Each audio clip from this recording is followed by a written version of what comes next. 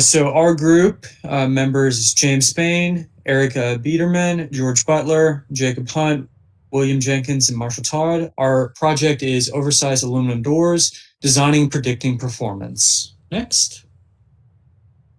So the objective of our project is to design oversized doors by creating an accurate model and propose solutions to improve the structure and predict the performance of various different size door sizes using FEA and other models. Next.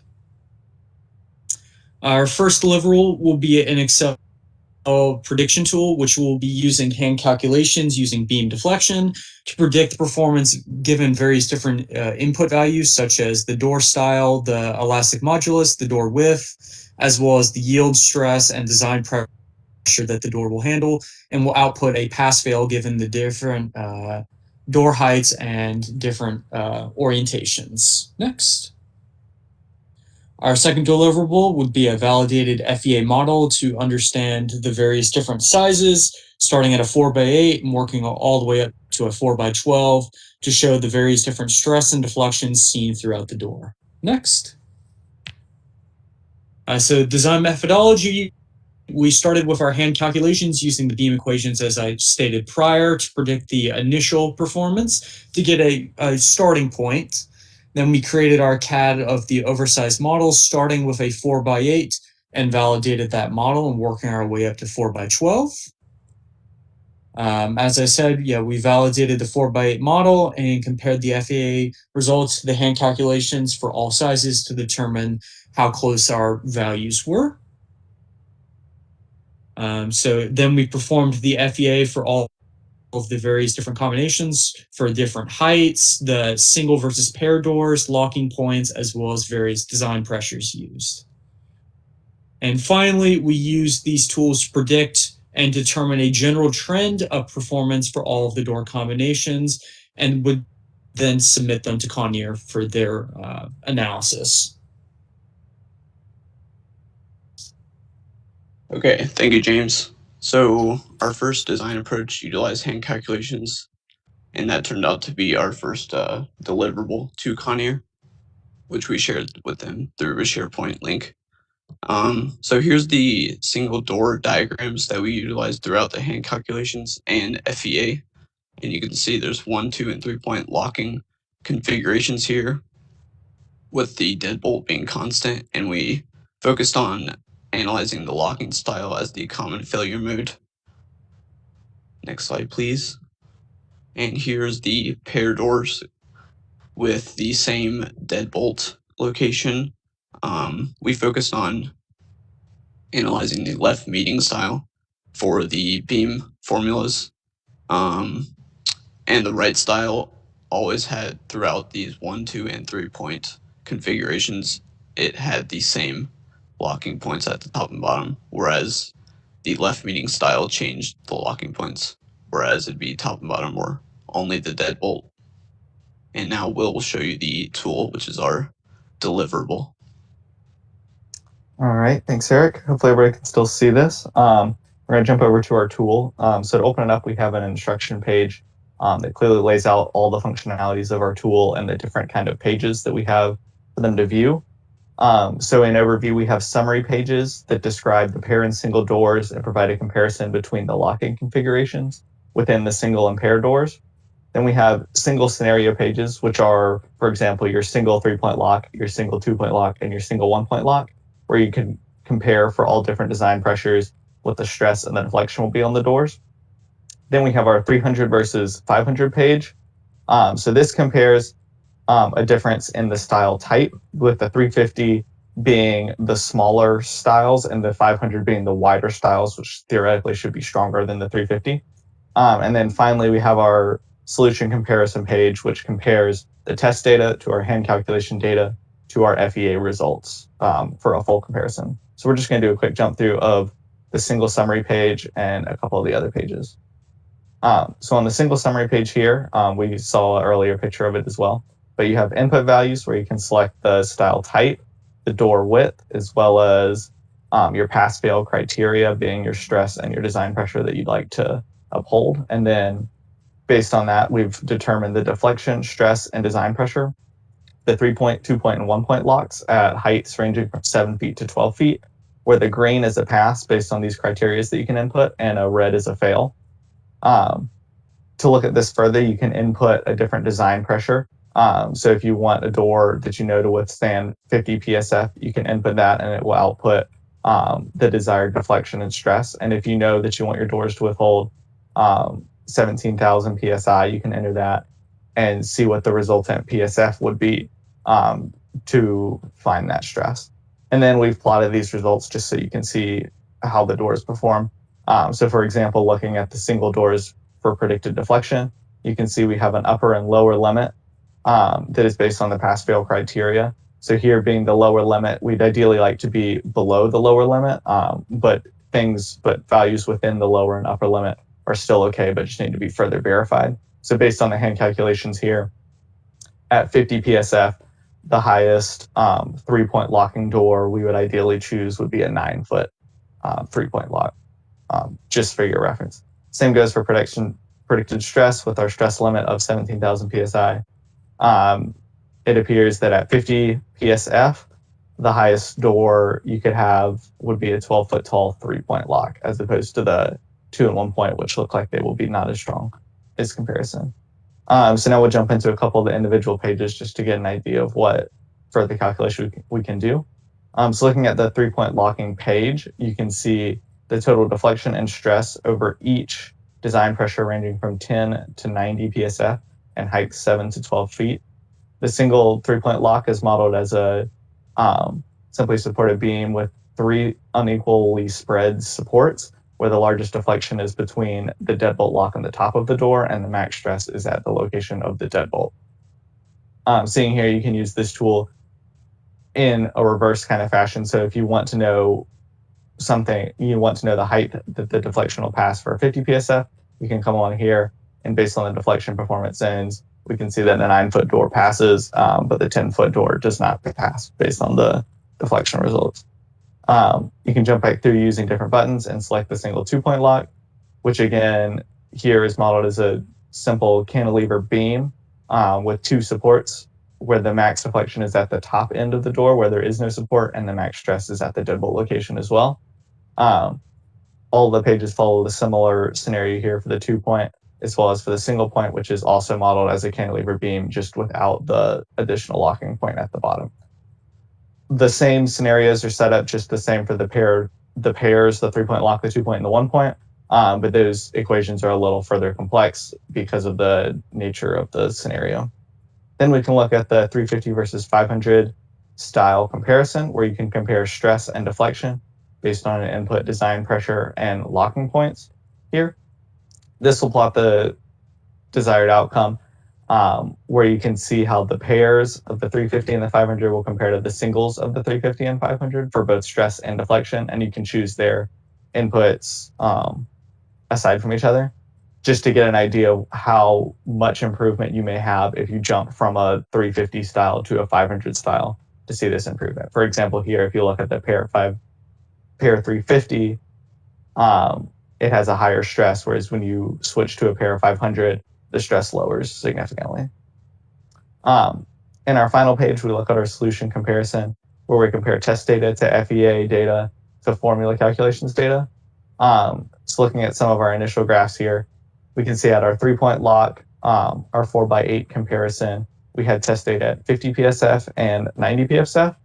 And again, we've tested that alongside the FEA and the formula comparison.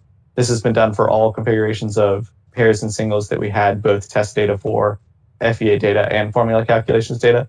Unfortunately, test data was very limited based on Conair's previous tests. They only had tests ranging from 50 PSF, 70 PSF, and 90 PSF, and only under certain conditions. So not every combination can be verified based on that.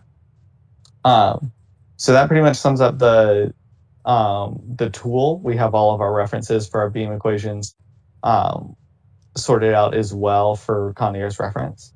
So we'll jump back to our PowerPoint and we'll let the FEA guys show you guys what they did. Thanks, Will. So we're going to move on and talk about design approach 2, which was with CAD and FEA. Next slide. So here is our CAD model that we used. Our approach was to first validate the FEA model for a 4x8 size door using the same material properties as provided to us by Connier to make sure we were as accurate as possible. We were validating it against test number 2389A from Connier. It was their specifications for deflection at point A, which was 48 inches from the bottom of the lock style. And so in our FEA model, we had pinned conditions on the bolt hole patterns for the 4 hinges, represented with the orange triangles, and the red triangles were pinned conditions on circular features meant to model the locks on the top and bottom and middle of the style. And so next slide, you'll see our results. For the 354x8 size 3-point lock at 50 PSF, we were able to have a 92% match with the test data given to us by Connier. So that was only an 8% difference in the deflection in our model versus real life. And so that would give us an accurate picture of how deflection would increase as we increased in size. And so the next few slides are going to show some of our FEA animation results, just for y'all to get a sense of all the different trials that we performed. So next slide. Oh, this is just more talking about the FEA validation. So our test data had 0.068 inches at point A, and the FEA had 0.0625 inches at point A, so that results in that 8% error. But then here in the blue, we have the formula calculations, and here in the orange, we have the FEA data. And so you can see that there's a pretty big discrepancy in the behavior of the deflection in the formula versus FEA as you increase in size. The formula has some sort of powered relationship. I believe it's to the 4th, while our FEA data doesn't experience such drastic growth as the formula calculations. And so we reckon this to be due to just a lot of different factors that the FEA, complexities in the system that the FEA could take in more accurately than the simple beam bending formula calculations could.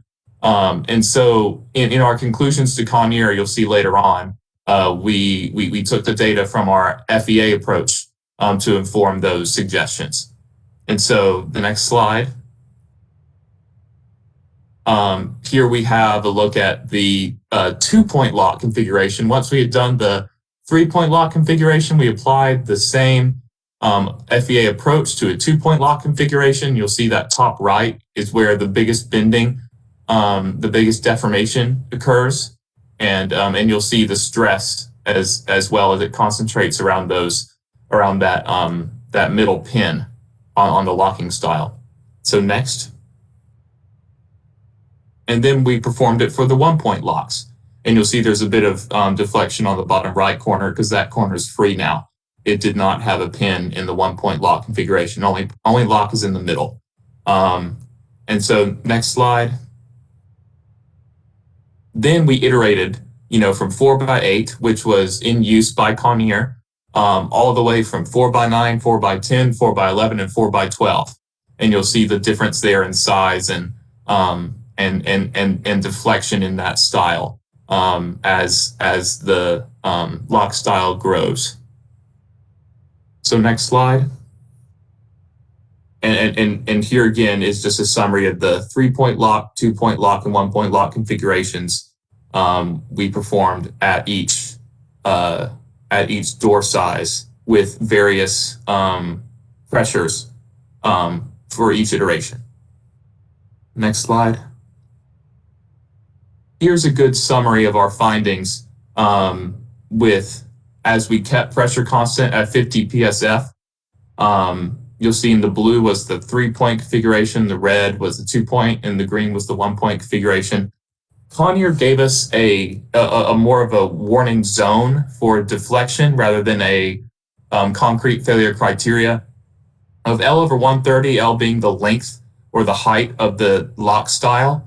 L over 130 being the lower limit and L over 80 being the upper limit of that warning zone, because failure in these lock styles is permanent deflection, and independently of looking at yield stress, it can be tough in FEA to determine